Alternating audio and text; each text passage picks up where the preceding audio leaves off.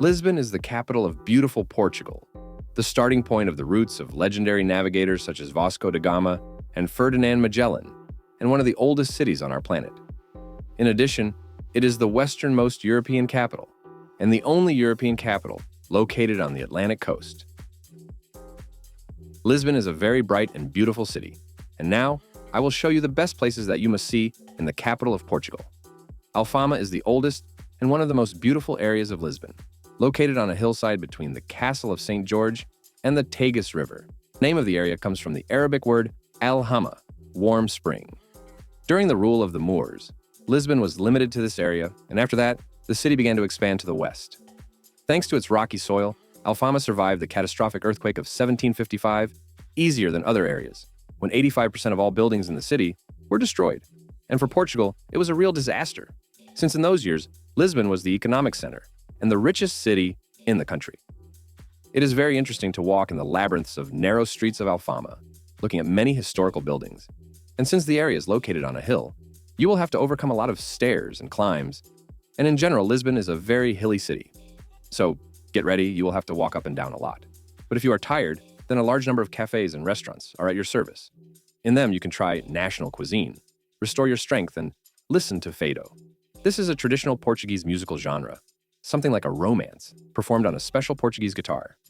The Castle of St. George. This fortress was once the main outpost of the city, but now it is attacked only by crowds of tourists, wanting to get inside the castle and to the observation deck next to it, which offers one of the best panoramic views of Lisbon. The 25th of April Bridge is a suspension bridge connecting Lisbon and Almada. It crosses the place where the Tagus River flows into the Atlantic Ocean. The bridge was opened in 1966. Due to the similarity of design and color, it is often compared to the Golden Gate Bridge in San Francisco. The fact that they are similar as siblings is not surprising. Both of these bridges were built by an American bridge building company. If you cross the 25th of April Bridge, it may seem that you suddenly found yourself in Rio de Janeiro, since there is a statue of Christ, which is an exact but slightly smaller copy of the famous Brazilian monument. Geographically, the statue is not in Lisbon, but in Almada. But since it is clearly visible from Lisbon, many tourists come here to take a closer look at it and climb up to the observation deck right to the feet of Jesus. The statue of Christ was built in 1959 with public donations, mainly from women, as a thank you to God for saving Portugal from World War II. Portugal did not participate in World War II, so women gratefully donated money for the statue of Christ, since he saved their sons, husbands, and fathers from death, preventing Portugal from participating in military actions.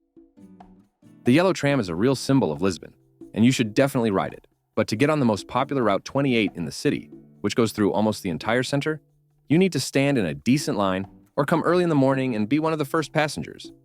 The same applies to the most popular funicular in the city, Gloria. If you don't come early in the morning, you are guaranteed a line. Alternatively, choose less popular tram routes, where the cars often run half empty. What should you do after you've ridden a beautiful yellow tram to increase the concentration of happiness in your blood? Well, of course, try the famous Portuguese dessert pastel de nata, which the whole world goes crazy about, and no one can remain indifferent to it. They either adore it or hate it, mostly the former.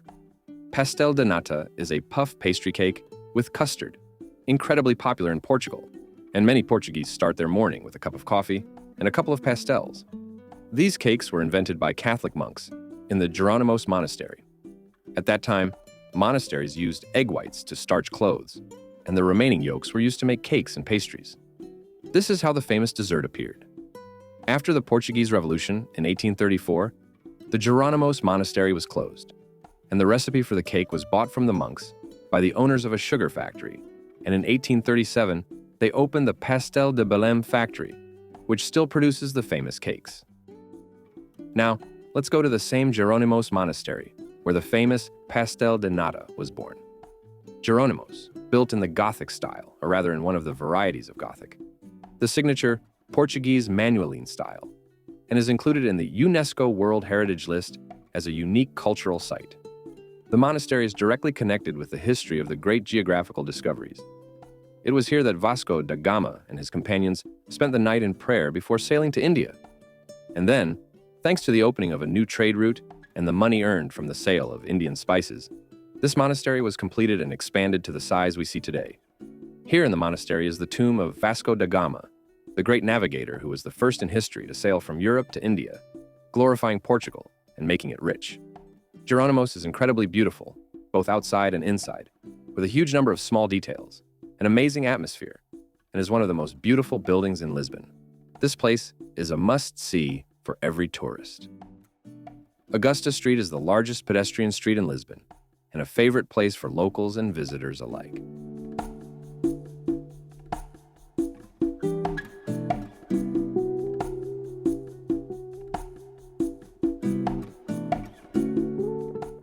After strolling along the elegant mosaic sidewalks of the street, you will find yourself in the Commerce Square, which is crowned by the Arc de Triomphe, built in honor of the reconstruction of the city after the earthquake of 1755. Not only in Lisbon, but also in many cities in Portugal, buildings decorated with traditional azulejo tiles captivate with their beauty. This is not just a tile, but a real work of art, from which entire paintings and historical sketches are laid out on the walls. But in addition to the aesthetic component, azulejo also has a practical use. The climate in Portugal is very humid, and because of this, many buildings suffer from dampness and mold, both outside and inside. And in this situation, azulejo tiles come to the rescue as a protective layer that prevents moisture from penetrating the plaster and walls of the building. So, azulejos are not only beautiful, but also practical. Azulejos protect buildings from dampness. An amazing Lisbon ice cream will protect you from the heat if you come to Lisbon in the summer. Ice cream parlors in Portugal are called gelatarias, and many of them create real works of art of taste. And the most delicious and popular brands are considered to be Nanarella and Santini. Be sure to try it. Pink Street is one of the most popular and Instagrammable streets in Lisbon. It was once a local analog of the red light district. And since Lisbon is a port city, sailors were the most active visitors to this street, if you know what I mean. Rocio Square is one of the most beautiful squares in the historical center of Lisbon. And very close, next to it is Figueira Square. Both squares are bright and interesting and surrounded by beautiful historical architecture. The Park of Nations is a huge architectural complex built for the international exhibition Expo 98. The modern architecture of the park, its public spaces, and the entire urbanization project breathed new life into the eastern part of Lisbon, which until the 1990s was a dull industrial area. The park stretched for almost 5 kilometers along the Tagus River. After the exhibition closed, many pavilions were dismantled or converted into more functional buildings, and residential buildings were also erected on the territory of the park. The park itself, with its architectural structures, is interesting, as well as the place in which it is located, a long and spacious embankment along which you can stroll enjoying the views of the Tagus River and the giant Vasco da Gama Bridge, which is the second longest bridge in Europe. Its length is 17,200 meters. And there is also a 145-meter tower. Guess who? That's right, Vasco da Gama. The tower is made in the form of a sail and is very reminiscent of a building in Dubai. Do you agree there is a similarity? I wonder if this is a coincidence or someone borrowed the idea from someone. If you are too lazy to walk along the embankment, you can ride the cable car that runs above the embankment. Its length is 1,230 meters, and from the cabins from a height of 30 meters, there is a good view of the Park of Nations and the Tagus. The cable car starts from the Vasco da Gama Tower and brings you to the Lisbon Oceanarium. The Torre de Belém Tower is a fortified structure, one of the few buildings that survived the earthquake of 1755 and retained its original appearance. Built in 1521, this tower performed many functions. It was a defensive fortress, a powder warehouse, a customs house, and even a prison. Monument to the discoverers, dedicated to the outstanding Portuguese figures of the Age of Discovery. The monument is a white limestone caravel, on the bow of which stands the figure of the inspirer of the Portuguese geographical discoveries, Henry the Navigator, and behind him on both sides are 32 more figures of outstanding figures of that era. Basílica da Estrela, built in 1790. 3 types of marble were used for its construction: gray, pink, and yellow. This is one of the most beautiful church buildings in Europe, and one of the most visited attractions in Lisbon.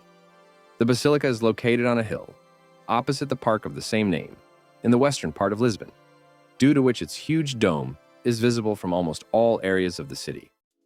The São Pedro de Alcântara viewpoint is one of the best places in the city to admire the magnificent panoramas of the historic center of Lisbon, with views of the Castle of São Jorge, the Baixa district, and the Tagus River. It is located at the top stop of the Gloria funicular. It is a large two-level platform with shady trees, recreation areas, and cafes where you can spend a pleasant evening.